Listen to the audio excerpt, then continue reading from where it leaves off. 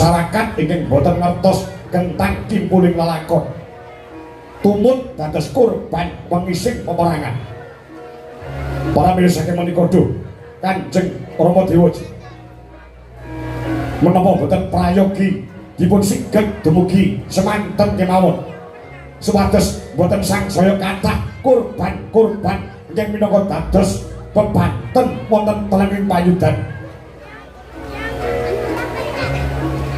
Karemu piye?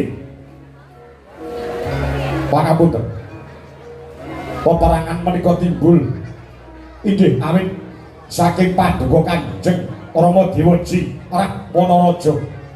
Timbule peperangan merjaka panjenengane ingsun nggih.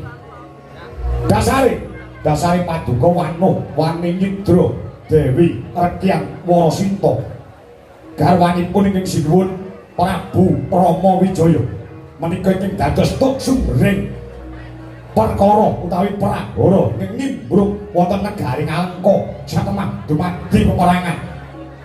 Terus kalmu sedaya menika pumpung durung kadung.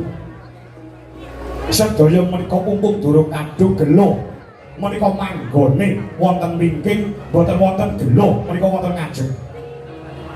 Terus kalmu napa boten langkung sae Dewi Rekyang Warasinta dipun wangsulaken wonten astanipun ingkang sinuwun Prabu Rama Wijaya supados sirep peperangan menika.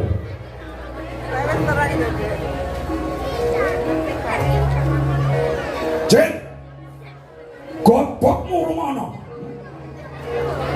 bapakmu wis